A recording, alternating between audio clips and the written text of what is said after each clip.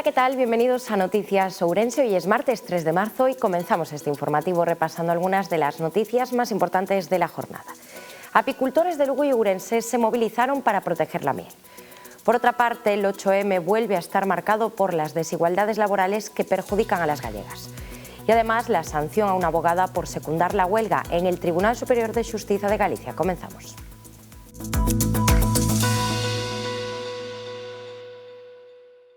Varias asociacións concentráronse hoxe en Ourense co lema de o mel importado arruína as nosas vidas e comercio xusto e de proximidade xa. O 51% dos meles analizados nas fronteiras do Estado español pola Unión Europea foron sospeitosos de fraude. Atopáronse meles diluídos con xaropes de fructosa, uso de resinas de intercambio iónico ultrafiltrado e falsa orixe do produto. Comprar mel de proximidade garantiza consumir mel dunha extraordinaria calidade, con orixe coñecida e, por suposto, apoiar o medio rural e a vida dos povos. Hoxe en Lugo, en Ourense, apicultores e apicultoras saían á rúa. Estamos hoxe aquí para concienciar a cidadanía de cara a decisión que poden tomar de cara a mercar mel bo e de calidade ou tirar por un mel industrial, un mel que ven misturado de moitas orixes e que non só é malo para a saúde, sino que tamén nos perxudica a nós como sector primario. Un abelleiro galego non pode producir mel a menos de 5 euros o kilo. Denuncian unha situación que se vai agravar todavía máis co Mercosur. O que estamos a comprobar é que está entrando o produto de fora cunha etiquetaxe enganosa, permitindo que a xente estíe comprando meles que proveñen de Ucrania, de Argentina, e que se estíe vendendo como mel envasado no país. Entonces a idea é concienciar un pouquiño a xente que sepa desas triquiñuelas que está tendo a gran industria e ao final non se está priorizando no produto local, no produto das apicultoras e apicultores do país cun gran valor engadido, dunha gran calidade e nos están metendo, como dicen por aí, gato por lebre. Antonio leva traballando coas abellas desde neno, dos cortizos do seu pai ás colmeas modernas. Defende a calidade do seu mel fronte ao que chega de fora. O mel importado supón unha amenaza para nós porque moitas veces realmente non é nin mel, son melatos, que depois aquí as envasadoras lle sacan a humidade e tal e o envasan como mel.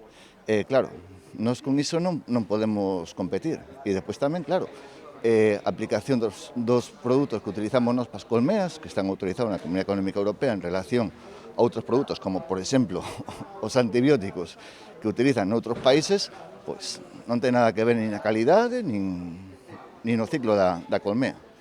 O mel de fora véndese máis barato e moitas veces nin siquera se pode considerar mel. Moitas, eu me atrevería casi que a decir que son insanas, porque son colmeas que están desarrolladas en modo artificial, sin un tipo de control, é dicir, non é mel, non ten os probióticos, non ten as súas vitaminas, cos seus é mel é sacarosa, falando en plata. Entonces, pois iso, a administración que tamén intente coller un poquinho máis de control en plan analíticas e todos que as mesmas condicións. A nosa administración nos ven personal, neste caso da Xunta de Galicia, polos nosos salas de extracción, nos collan as súas muestras, as analíticas, e realmente comproban que é un produto de calidad, que é mel de verdad. Que esas meles que veñen por aí, pois, eu dudo que teñan ese tipo de control. É importante revisar a etiqueta sempre que se vai a comprar mel. En Galicia prodúcense 3.000 toneladas anuais, unha boa parte comercializada a través da indicación xeográfica protexida Mel de Galicia. Taxas de actividade máis baixas, menor ocupación, segregación horizontal e vertical, máis parcialidade, máis paro e un suspenso absoluto para os fogares galegos en materia de corresponsabilidade. Un ano máis, este 8M vai estar marcado polas desigualdades laborais que perxudican as mulleres galegas.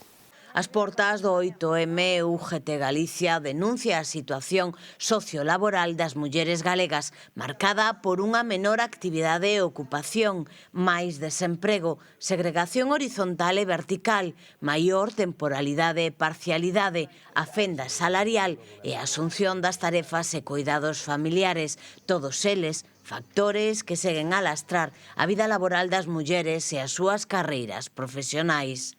Desde o sindicato valoran positivamente dúas medidas legislativas que aseguran están a curtar algunhas destas eivas.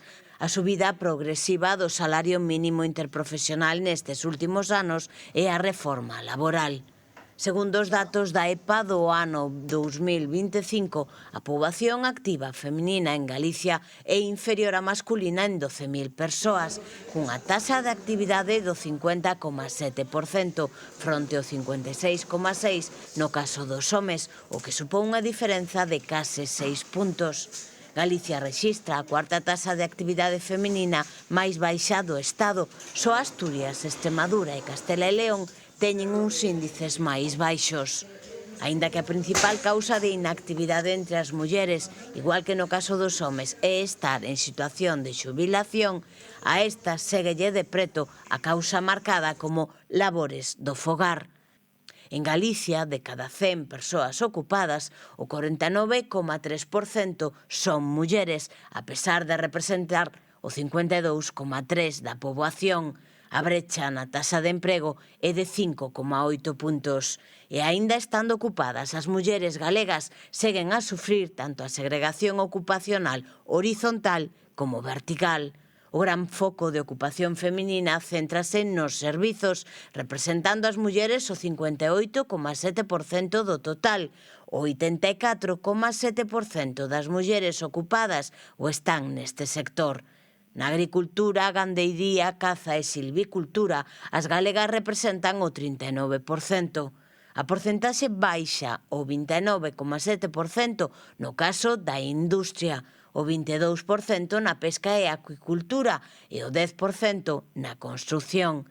Tamén segue a existir segregación vertical. Tan só o 34,8% dos postos de dirección e xerencia son ocupados por mulleres e tan só o 2,1% das mulleres ocupadas o están nestes postos.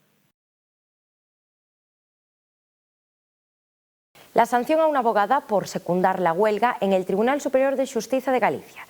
El conflicto tiene su origen en la huelga indefinida convocada por el sindicato Venia para los profesionales del turno de oficio. La Sala de Gobierno del Tribunal Superior de Justicia de Galicia tendrá que pronunciarse sobre el recurso presentado por una abogada de Ourense que fue sancionada económicamente por el titular del Juzgado de Instrucción número 1 de Ourense tras ausentarse de una diligencia judicial en tanto que secundaba la huelga del turno de oficio. El conflicto tiene su origen en la huelga indefinida convocada por el sindicato Venia para los profesionales del turno de oficio, quienes exigen la dignificación de sus condiciones laborales. En el marco de esta convocatoria, la abogada notificó que no asistiría a una comparecencia, lo que llevó al magistrado a abrirle un expediente disciplinario que concluyó en una multa económica. Ante esta situación, el Colegio de Abogacía de Ourense dio amparo a la abogada al personarse formalmente en el procedimiento judicial. Con esta decisión, el colegio respalda su colegiada y eleva el caso a una cuestión de defensa global de los derechos de toda la abogacía y de los profesionales del turno de oficio. El recurso argumenta que la sanción atenta contra el artículo 28 de la Constitución, el cual consagra la huelga como derecho fundamental. La defensa sostiene que faltar a un acto judicial por estar en huelga no puede considerarse una causa injustificada, sino el ejercicio legítimo de un derecho protegido constitucionalmente. Además, la resolución de amparo del colegio incide en una cuestión competencial clave. Determinar si una huelga es legal o ilegal es competencia exclusiva de la jurisdicción social, tal como dicta el artículo 2 de la Ley Reguladora de la Jurisdicción Social y no del juzgado de instrucción que impuso el castigo. El colectivo considera que esta sanción es un intento de bloquear su única herramienta de presión para lograr unas condiciones justas. La resolución final, que queda en manos de la Sala de Gobierno del Tribunal Superior de Xustiza de Galicia, presentará un precedente sobre la protección de los derechos de los profesionales del turno de oficio en Galicia. O ensaio clínico sincigal, que avalía a reducción de hospitalizacións en adultos polo virus respiratorio sincitial, finaliza con máis de 50.000 participantes en Galicia. 7.665 na área sanitaria de Ourense, Verín e o Barco de Valdeorras.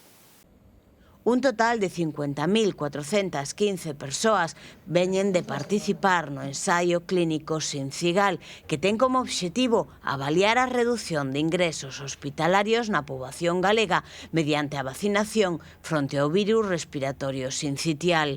Coa posta en marcha desta iniciativa a finais do pasado mes de novembro e que se prolongou ata finais de febreiro, a Consellería de Sanidade e a Fundación Pública Galega, Instituto de Investigación Sanitaria de Santiago, buscan a evidencia científica que sirva para valorar a eficiencia da vacina fronte ao virus respiratorio en adultos, como xa se logrou co estudo Galflu, que serviu para incluir na sanidade pública a vacina de alta carga fronte á gripe para maiores de 70 anos.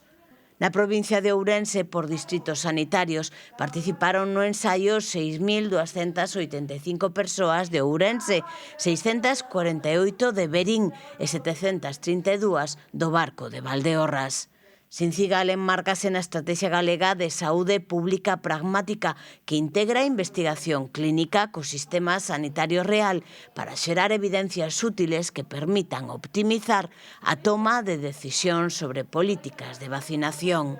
O virus respiratorio sincitial é un virus habitual que na maioría dos casos causa síntomas leves parecidos aos dun resfriado, como dor de garganta, tose ou conxestión nasal.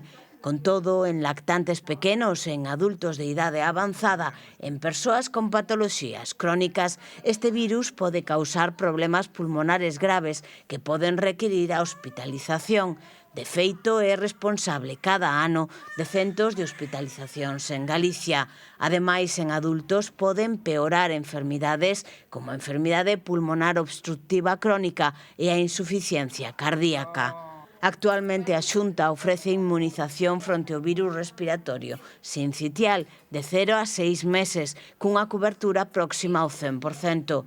Esta protección introduciuse en Galicia de modo pioneiro no ano 2023, permitindo a redución das hospitalizacións en máis do 90% por esta infección nos nenos e nenas inmunizadas. El nuevo convenio de las peluquerías dispara el precio del corte de pelo. Los costes fijos ahogan a los profesionales del sector de la peluquería que no encuentran relevo en sus negocios. En lo que va de 2026, el precio de un corte de pelo se ha disparado ya más de un 10%, alcanzando una media de entre 16 y 20 euros en el caso de los hombres y de entre 20 y 30 en el caso de las mujeres.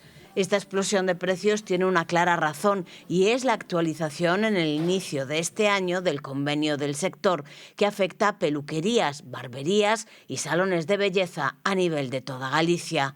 El DOGA publicaba en diciembre la resolución que dictaminó el incremento salarial en función al IPC, aprobado por el Instituto Nacional de Estadística referido a los 12 meses anteriores.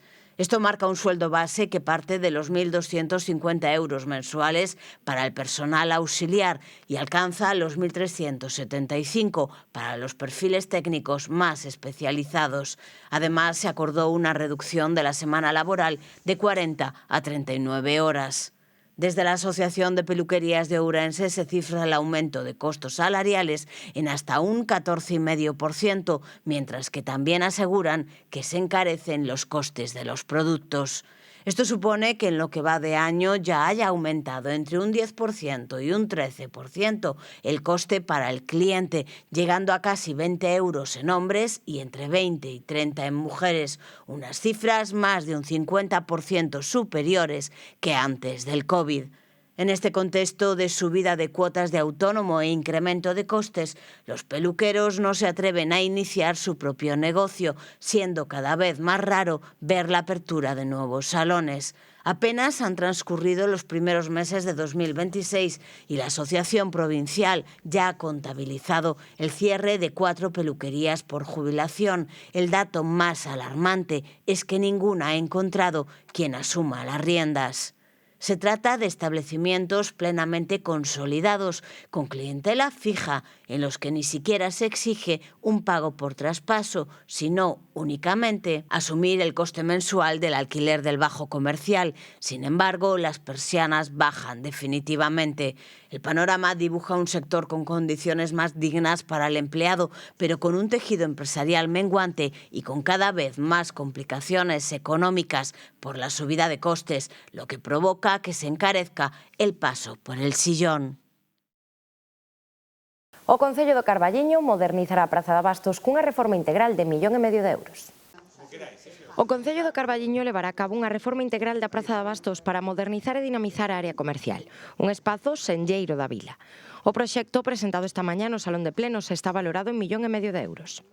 Estamos diante dun proxecto que xa está presentado, pagado con fondos da Xunta de Galicia para a mellora das prazas de abastos, e que ascende casi a 1,5 millón de euros, que vai ser un cambio total no que é na modo do que é a Praza de Abastos. Queremos que sea unha Praza de Abastos viva, ten unha zona abaixo de praceiros, con un montón de postos, arránxase todo o que é a zona de fora da praza, arriba teremos unha zona de hostelería e diferentes actividades que penso que van dinamizar o Concello de Carballiño.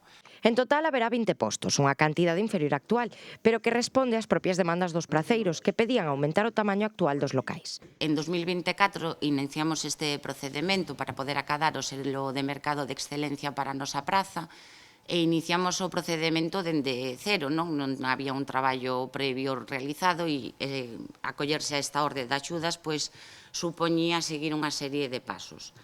Xa o teño explicado en algún momento, pero bueno, en 2024 recordade que fixemos o anteproxecto da praza, fixemos unha diagnose da situación da praza e de futuros usos que se lle debería dar, fixemos tamén un mentoring e formación cos praceiros. O proxecto márcase na orde de axudas da Xunta de Galicia por impulso dunha rede de mercados de excelencia para dinamizar e revitalizar as prazas galegas. O historiador Carlos Montes, do Centro de Estudos Chamoso Lamas, crea unha serie con IA sobre a historia do Carballiño. O historiador Carlos Montes, integrante do Centro de Estudos Chamoso Lamas, vén de presentar unha innovadora serie audiovisual sobre a historia do Carballiño, elaborada mediante ferramentas de intelixencia artificial e cun rigoroso traballo de documentación histórica. Nos sorprendeu o historiador carballiñés Carlos Montes, que nos acompaña hoxe, cando coñecemos que estaba a traballar nunha acción tan novidosa como é levar a cabo a recreación da historia do Carballiño a través dunha serie feita con inteligencia artificial e, dende logo, pois, con rigor histórico e dende un punto de vista dun historiador que coñece a perfección o Carballiño, que leva navegado polos arquivos moitos anos e que gracias a él podemos poñer luz a esa escuridade que supón o pasado. A serie estruturase en 10 capítulos, cunha duración aproximada de 14 minutos cada un, nos que distintos personaxes históricos narran en primeira persoa os acontecementos máis relevantes de cada época, dende as orixes do Carballiño ata meados do século XIX. Nós tiñamos moitas experiencias, como dende o Centro de Estudios Chamoso Lamas, de facer visitas guiadas, de ir explicando a historia polo Carballiño, pero os coñecementos que teño eu da historia local, son tan amplos que moitas veces é moi complicado explicalo, é verdade, que sempre pensei que unha imaxe vale moito máis que 1000 palabras. Entón, a partir de aí, aproveitando a ferramenta que supón poder empregar a inteligencia artificial, pois podemos recrear o que é a historia do Carballiño como se fora unha serie cinematográfica. É unha mistura, verdad, estes capítulos do que supón a historia narrada sempre en primeira persoa por un personaxe de certa importancia da historia local, que en primeira persoa vai narrando o que foron os acontecementos en cada época, dende antes das orixes do Carballiño, ata no intre no que me atopo agora traballando, que estou sobre o ano 1850, é dicir, que xa é un longo percorrido, hai 10 capítulos xa creados, cada capítulo dura sobre 14 minutos, é a media aproximada do que duran estes capítulos, e eu creo que esta ferramenta é interesantísima, non só por suposto, dende o punto de vista visual, senón tamén do que é a historia narrativa, é dicir, de poder explicar dun xeito moi doado e moi didáctico, sobre todo a xente que non que lle custe ler, pero que igual a metodoloxía histórica supón un esforzo moi grande, por eso está creado para todos os públicos, por suposto. A través da combinación de documentación histórica, guión narrativo e recreación visual con inteligencia artificial, empregando diferentes ferramentas para xerar imaxes, voces e ambientacións, o proxecto reconstrúe espazos e momentos clave da evolución urbanística e social da vila. Persoeiros que ocuparon cargos de relevancia provincial e nacional.